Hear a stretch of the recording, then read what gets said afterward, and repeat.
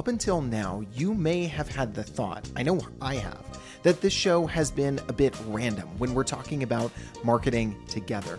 But I am starting to realize there is an underlying theme that's tying everything together that has big implications on how we do marketing moving forward that has been lying just below the surface. On that randomness, we've talked about marketing with creators and influencers, with folks like Arthur Castillo and Nick Bennett. We've talked about marketing with partners, obviously, as you would expect on this show, with folks like Jen Spencer and Corey Snyder.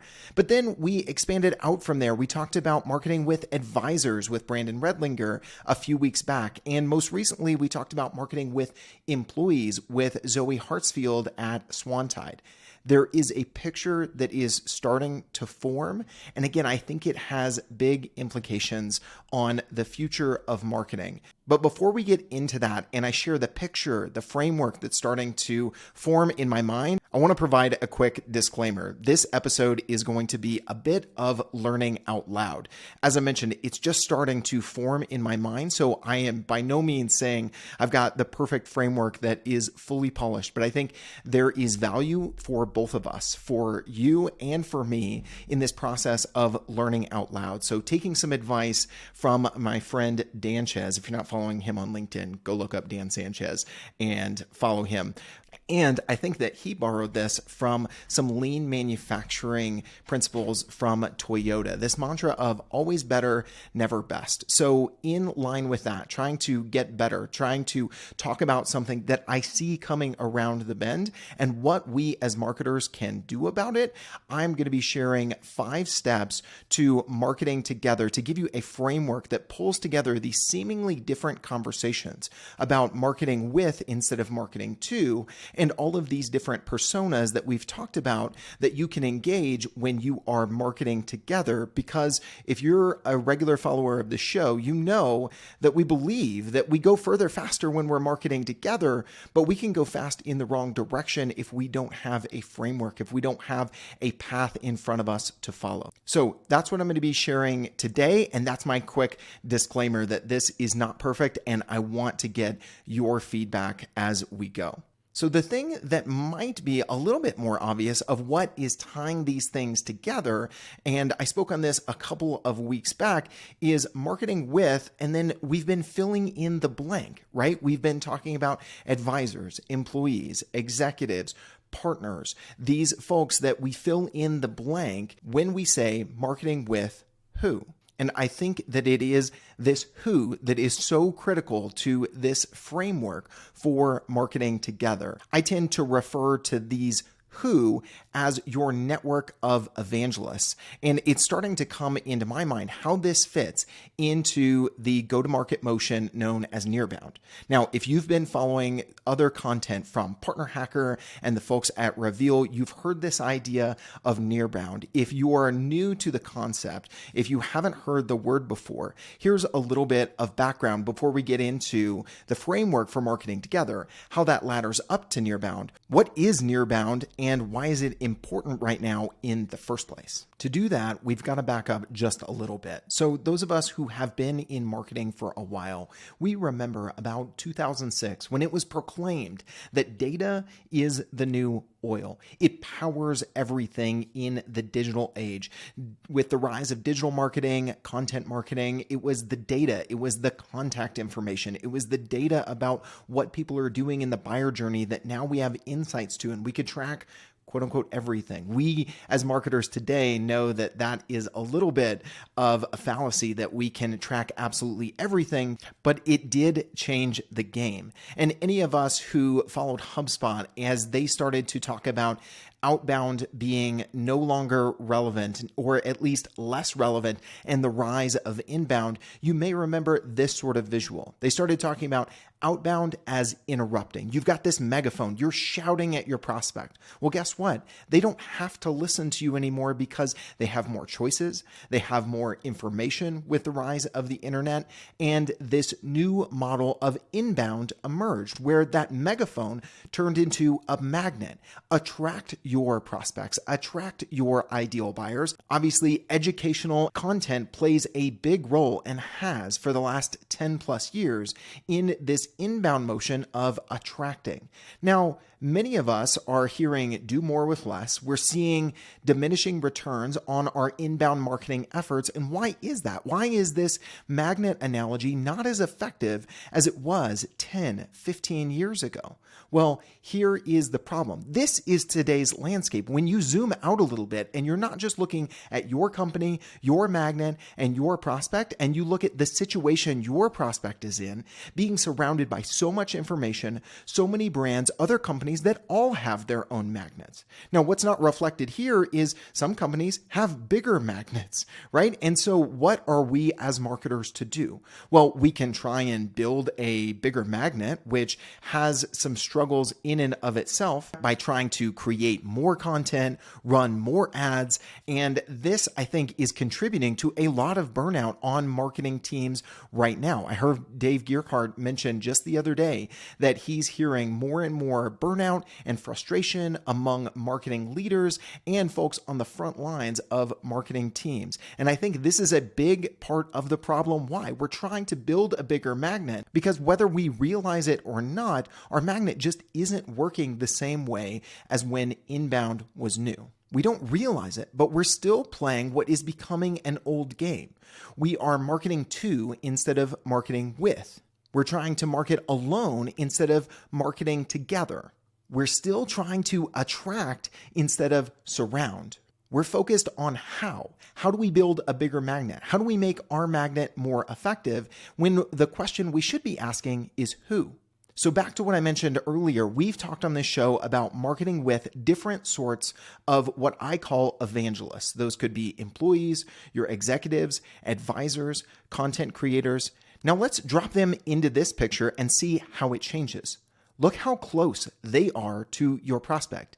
Even your employees are closer to your prospect because they have a name and a face, and they're not just a brand logo. Your executives even are a little bit closer because they're trusted not only as a person, but because they have industry experience. Now you look at integration partners, agencies, strategic partners, content creators who have trust with your prospects because of the authentic nature of the content that they create. And this is where the concept of marketing together fits into a nearbound motion. Now, the folks at Partner Hacker and Reveal have been talking about this idea of nearbound, of surrounding your prospects instead of just interrupting them or trying to attract them on your own. And this is really coming together as the picture for me in how marketing together fits into nearbound marketing. Now, the folks at Reveal have already released the ultimate guide to nearbound sales. If you know a sales leader who is open to this idea of surrounding your prospects instead of trying to just interrupt them or attract them, I'd highly suggest you recommend that to them. But this is, for the marketing side, I think how things are coming together, how we can actually surround our prospects, and it's all based on trust. Your employees have more trust with your prospect than your brand likely does because people buy from people. And especially folks in your professional services org or your internal SMEs, they have firsthand knowledge and experience in working with folks just like your prospects. So naturally, there's a level of trust there, even though they're internal evangelists. We talked about executives and why they have more trust with your prospects than the brand itself.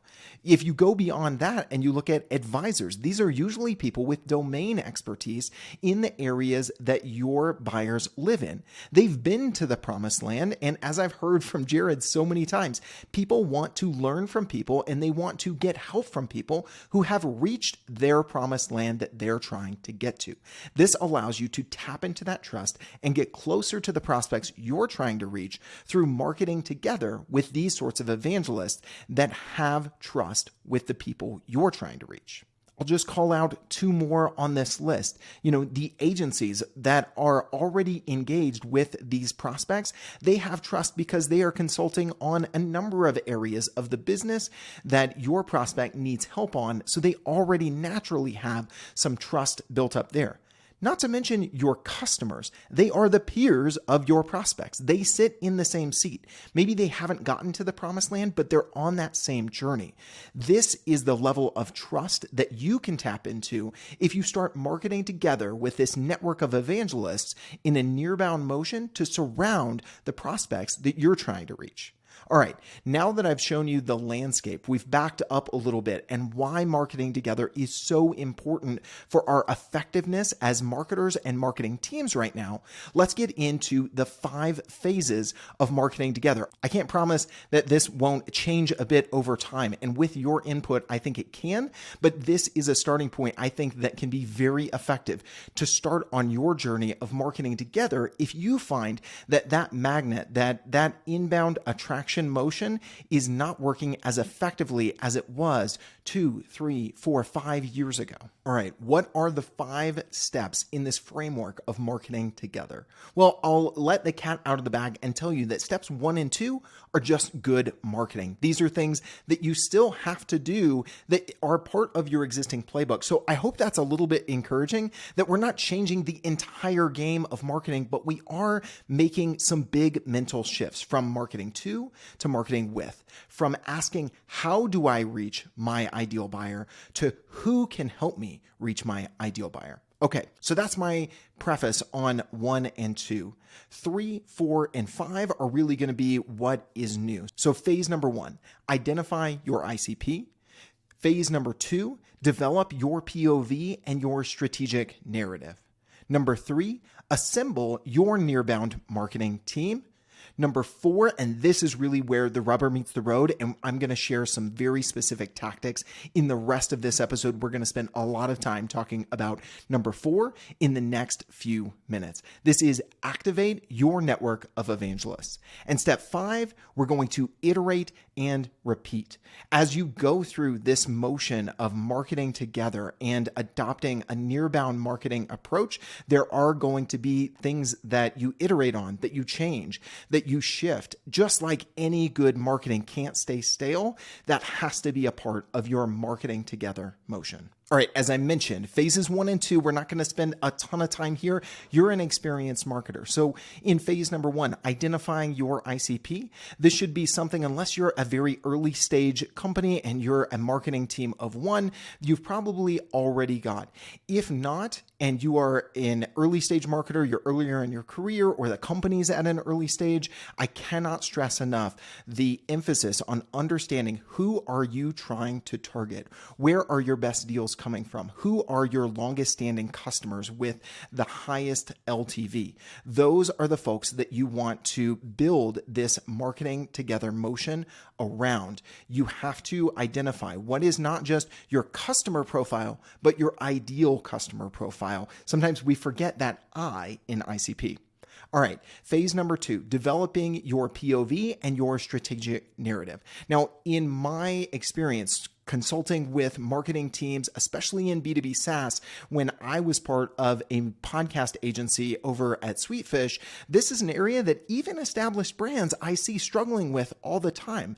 They know who their ICP is, they know the features and benefits, and they know kind of the tactical problems that they solve for their ideal prospects. However, they don't have a strategic narrative or even a distinct point of view. What is their take on the market? What is the old way versus the new way? You can hear me kind of get excited about this idea of not marketing to, not focusing on how, but marketing with and focusing on who. That is a point of view that layers up to this strategic narrative that we are moving from outbound to inbound to nearbound being the most effective go-to-market strategy. You've heard the other folks at Partner Hacker talk about how partnerships is not a department, it is a strategy. And that's why we're talking about this nearbound motion, not just as a partnerships thing, not just as a sales thing, not even just as a marketing thing as we're talking about here today, but it is something that is pushing the entire business forward. Those are some examples of strong points of view and how they ladder up to a strategic narrative. Now, if you haven't done the work of a strategic narrative for your brand, I think that you can establish some building blocks for that, determining what are your points of view. Ask yourself, what is the old way and what is the new way? What are some of the things that people in your target market, in your industry that you serve, what are they trying that's not working anymore? What is the big shift in the market? What are some examples of the winners and losers? Now, all of this, I would highly recommend, if you're not following Andy Raskin on LinkedIn and his other content, definitely go there for more on POV and strategic narrative. I'm not going to spend too much time there, but it is worth reiterating, because as you focus on who, there is still the what to the message. You have to have a compelling story to the market. Otherwise, you'll just surround people with more noise or just content and a message that isn't going to resonate and isn't going to actually pull them in now that you have more magnets surrounding your ideal prospect. All right, phase number 3 is assembling your nearbound marketing team. This is an area I'm actively thinking about, doing some research in public. I published a solo episode here on this feed just a few weeks back about 3 personas that I think will make up marketing teams of the future. Now, those 3 are journalists, content creators, and former buyers. I think that these personas are able to garner more trust with the market that you're trying to reach, either by their own firsthand experience and the content that they're able to create authentically, or their ability to collaborate with your network of evangelists, which, if you haven't been listening up until now, are very, very key in this marketing together framework. As promised, on to phase number 4, where the rubber really meets the road. We're going to get really tactical here on how I, through all of these conversations on marketing together, talking about marketing with, and then filling in that blank, how this all comes together into a repeatable structure for your framework for marketing together. So as we get into it, phase number 4, I'm calling activate your network of evangelists. Now, it might be a little bit of a misnomer because there are actually multiple steps within this phase to activate your evangelists, and activating them is just one of those. We're going to go through selection, then we're going to talk about evaluation. Step number 3 will actually be that activation, and then 4 and 5 will be distribution and tracking. Let's talk about the first step in this phase, which is selection. Now, trust obviously is key to this entire process and why it's so important. So when you look at, let's say, your internal evangelists, your executives, your founder, your employees, your advisors, where do you start?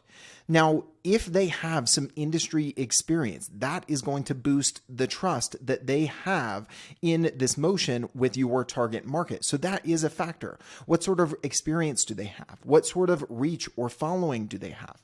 But also, don't skip over, are they willing? A big part of this is going to be engaging them in regular content collaborations, which is going to involve some time. I'm going to share with you some tactics that I use to make this easier for your evangelists, whether they're internal or external, as we get into executing with your evangelists. But there's no way around it. There is a certain amount of time commitment in that content collaboration, a willingness to share and distribute content themselves that is key here. So if you have folks who have the trust, they have the experience, but they don't have the willingness to participate, then maybe don't include them, at least in your first iteration of marketing together.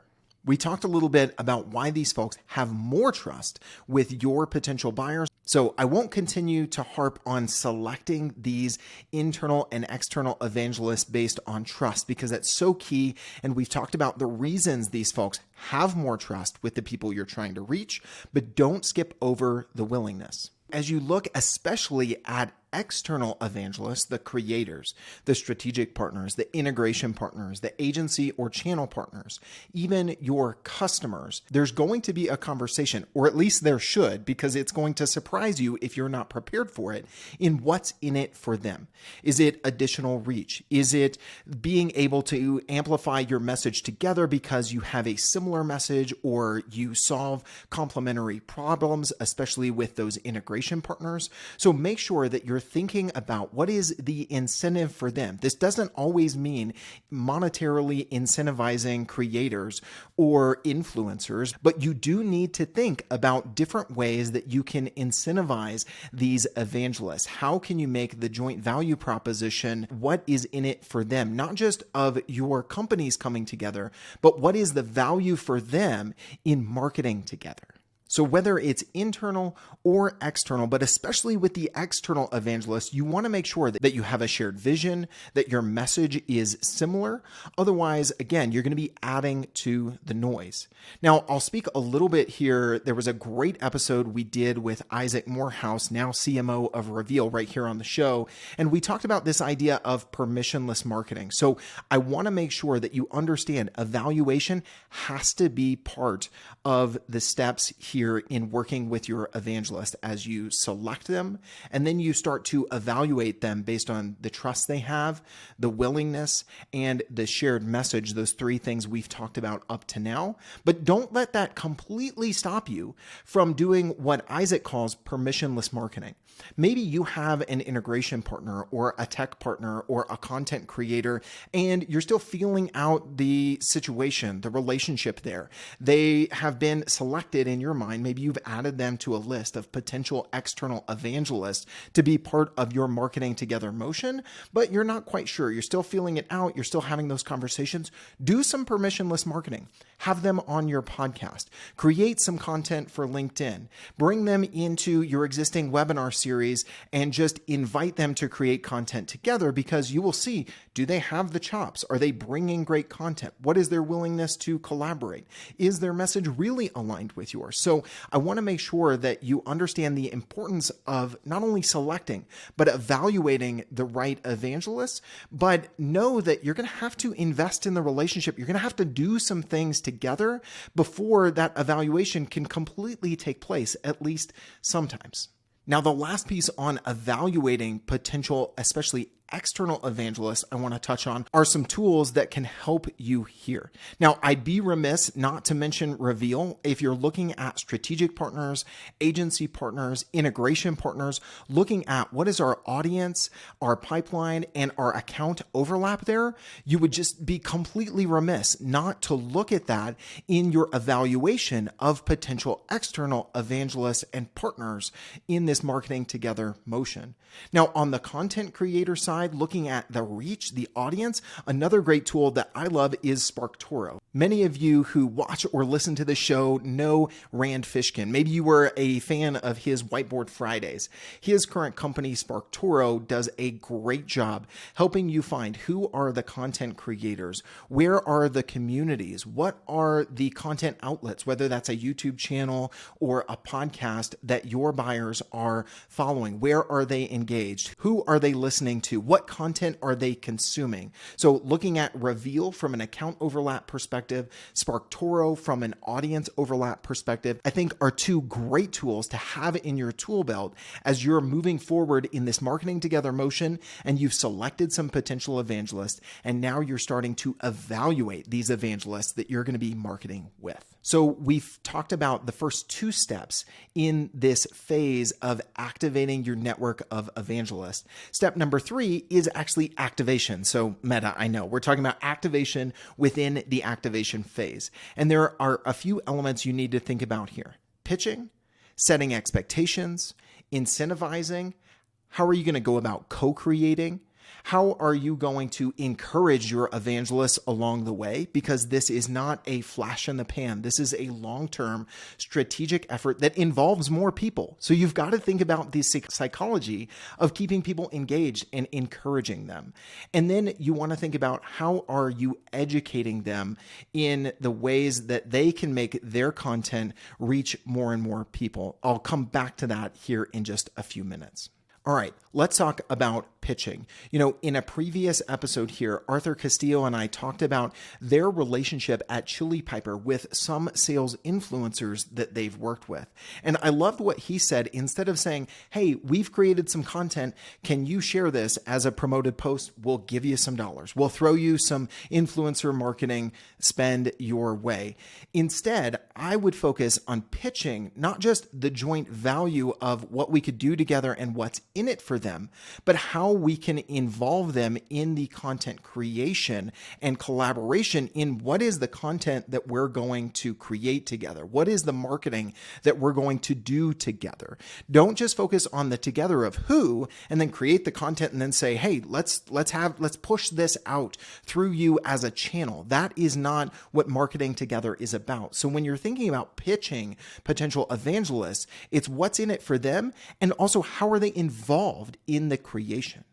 Number 2, setting expectations. So a previous episode on this show, I feel like all I'm doing is tying back to old episodes. But again, I hope that reiterates the point that something is starting to come together. I'm seeing this underlying theme and how all these different pieces that we've been accumulating from conversations with smart partner leaders and marketers on this show are coming together to inform this framework. A little bit meta, right? It's coming together by having conversations together, not just going in a room and trying to come up with a framework for marketing together. All right, tangent over. Let's talk about setting expectations. Jen Spencer on a previous episode of this show talked about making sure that you understand, hey, here's how we're going to be measuring success. Here's some of the things we're going to be looking at and making sure that you share that with these evangelists, whether they're internal or external.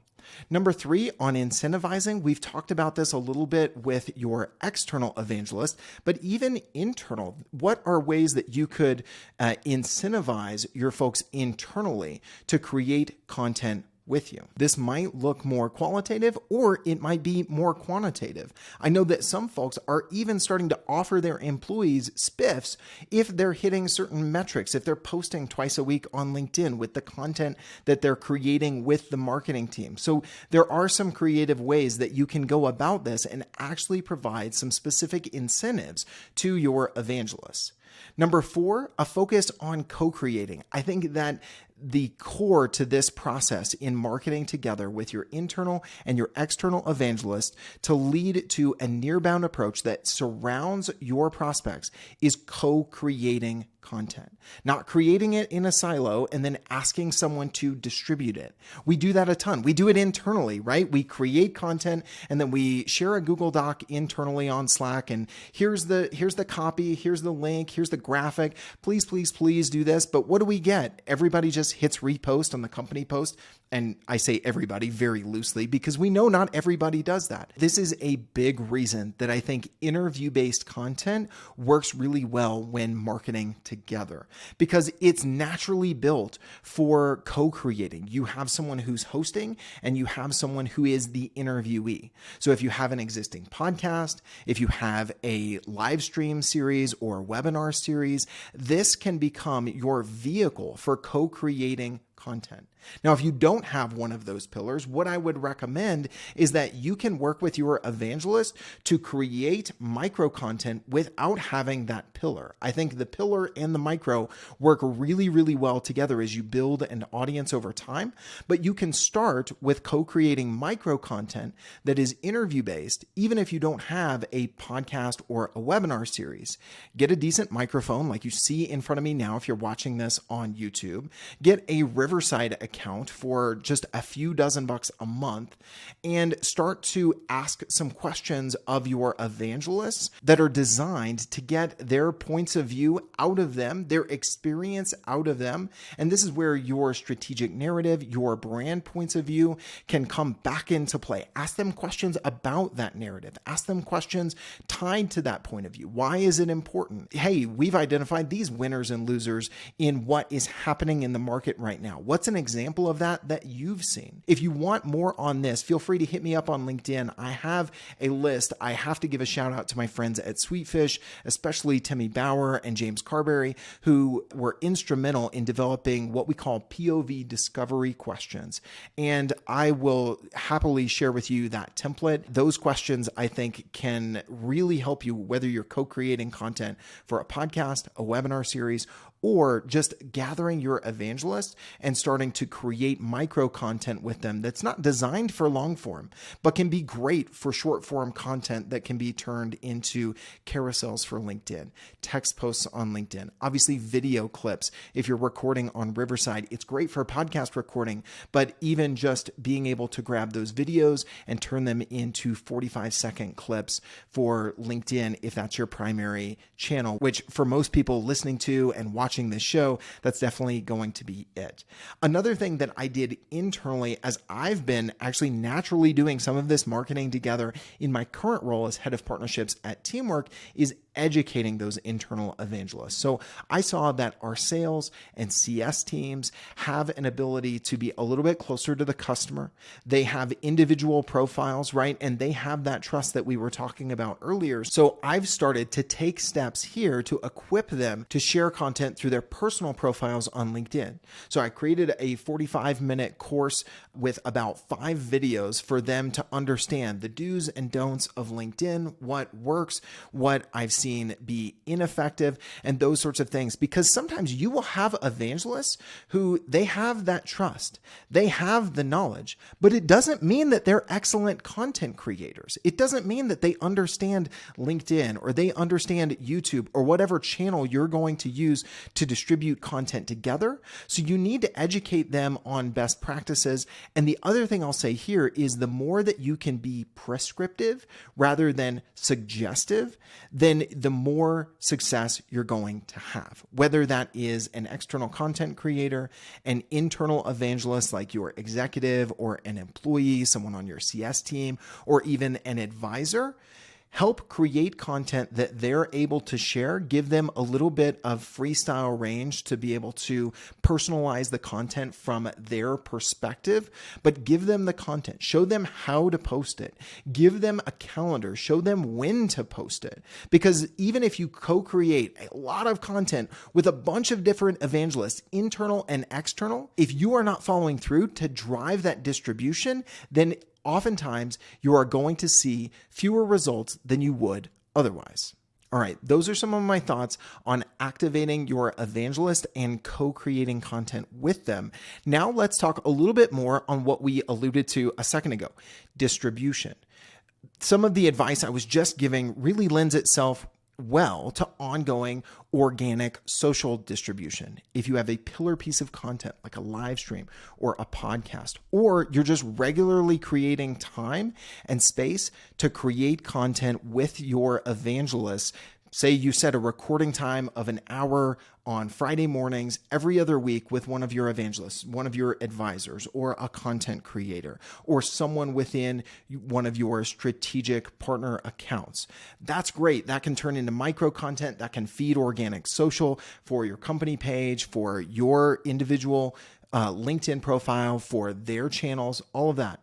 But don't forget about the lightning strike moments. How can you gather everyone together, the internal and the external evangelists, and create those sort of lightning strike marketing moments where, man, it is just like, I have been seeing this brand name everywhere on LinkedIn today. More on this in last week's episode with Zoe Hartsfield. She had some great tactics on how do you create checklists, how do you create variations of the same content. And then what I would recommend is something we also talked about on the show with Brittany Blanken and Tim Davidson. How can you put paid ads behind this content that's been co-created, that looks like organic content? You've got text-based posts from your individuals that now you can put thought leader ad spend behind.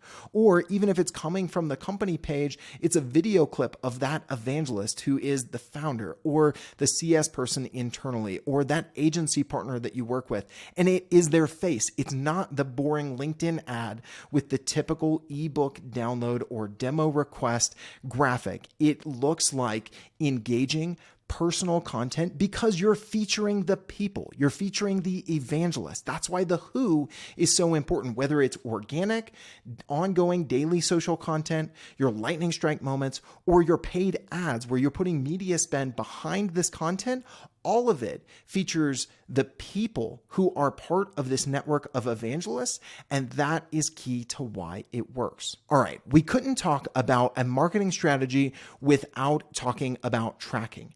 Logan, how the heck am I going to pitch this to my CMO? Or how am I going to, as a CMO, talk to the board about how we're executing marketing together? Because it sounds very fluffy. All the people, all the potential surrounding our prospects. How the heck am I going to track everything? Now, I will admit, as I mentioned earlier, for the savviest marketer that I talk to, we know that we can't track everything. So bear that in mind, but I do have some ideas that I want to share with you. And if you have others, let me know as we really build out this guide to marketing together. I think you have two sides of it. You have the quantitative and then you have the qualitative. So for quantitative, looking at the lead measures, how many impressions, how many posts are going out? What's the size of the overall audience? If we have all these people who are surrounding our prospect, is their following growing? Is their viewership increasing? Now, if you're distributing a lot of this through individual personal profiles on LinkedIn, which if you haven't realized yet in this episode, I am a big believer that that can be a channel to really activate this marketing together motion. Shield is a great tool to be able to look at a team of people, their profiles, the content over a period of time. Cumulatively, how are we doing? How many views, how many impressions have we seen over the last quarter, over the last year? And what posts are performing the best, which is going to lead into our final phase 5 iteration in marketing together, but I won't get ahead of myself just yet, though I know I have a tendency to do that. The other thing to think about, you've probably already been mulling over this as you've been listening to me ramble for the last several dozen minutes, is if you have an affiliate tracking platform, if you're leveraging PartnerStack for your affiliate program, or you're just building UTM links for different campaigns, spend some time thinking about how you can leverage those HubSpot UTM links or your affiliate links in a platform like PartnerStack to be able to track what is actually the click-through, what is the impact, what are some of the things that are happening closer to pipeline and revenue that are coming through this. Now, that won't capture everything. Absolutely. And we're going to get to that when we talk about the qualitative, but I think you'd be remiss not to look at the lead measures with something like Shield, the overall audience, the impressions, and track what you can where there are some things driving direct traffic, signups, and revenue to your organization through these evangelists with affiliate and UTM links. The other tool I hear a lot of people talking about, candidly, I don't have a lot of firsthand experience to share on this just yet, but Hockey Stack. This is a tool that really does answer some of the existing attribution problems that we're talking about here, or at least I'm talking about here in a room by myself, but I hope you're having some thoughts as well. So I'll say that we're talking. Anyway, Hockey Stack, I think, is definitely something you should check out and could help with the quantitative tracking when you're marketing together with your network of evangelists. 3 other things I want to add on the qualitative side: Gong or Chorus or Fathom, any sort of call recording tool that you're using. Wingman, I know, is another one that a lot of sales teams are using. Whether it's Gong or another call recording tool, set up some trackers, the names of your evangelists, the names of your partners, those sorts of things. I know at least in Gong, you can set up a tracker that has different keywords, right?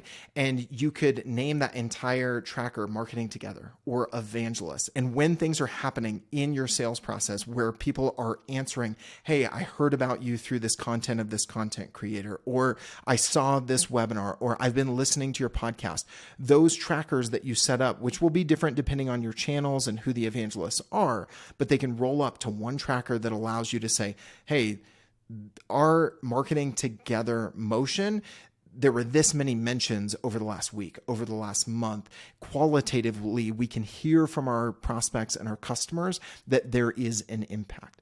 The other note on this, a lot of marketers don't like this. quote unquote dirty data, self-reported attribution.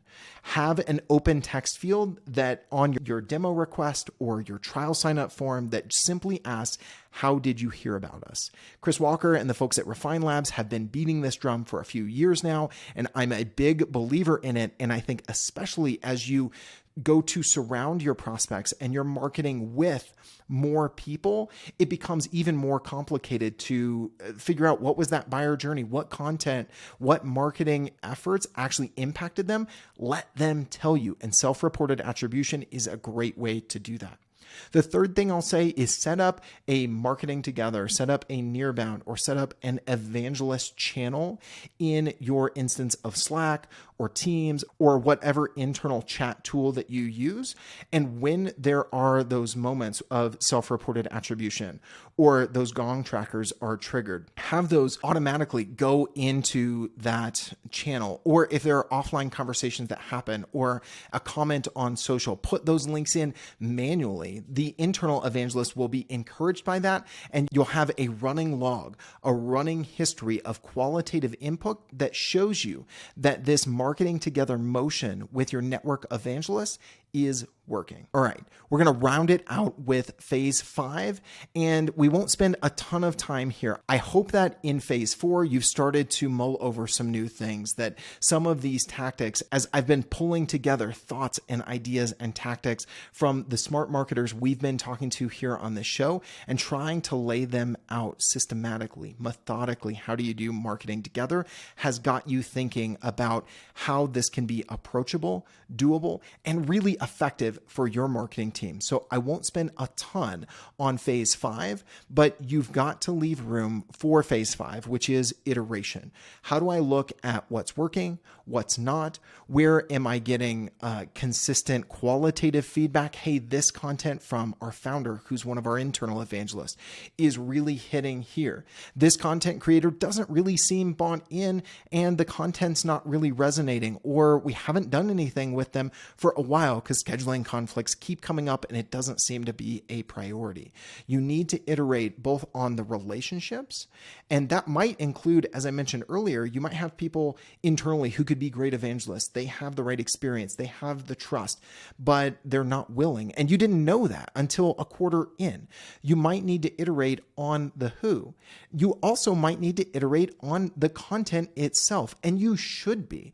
As you see what content is performing well, go back and repurpose that. Go back and co-create content about the questions that are being prompted. As maybe you're creating content with a content creator for LinkedIn and you see this post really went off. Well, that tells you something, but also in those comment sections, there's probably some discussion, some questions. How can you use that to inform the content that you create with that evangelist next month, next quarter, those sorts of things. So iterating on the who of your network of evangelists, but also iterating on the what. What is the content that we're creating together and what channels are we using to distribute that content? You've got to leave room for iteration.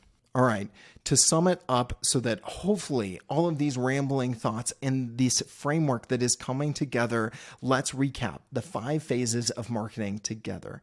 Identify your ICP, develop your POV and your strategic narrative, assemble your nearbound marketing team of journalists, content creators, and former buyers. Now, not to say that will make up your entire marketing team, but those personas I do think are going to be key to executing on this strategy.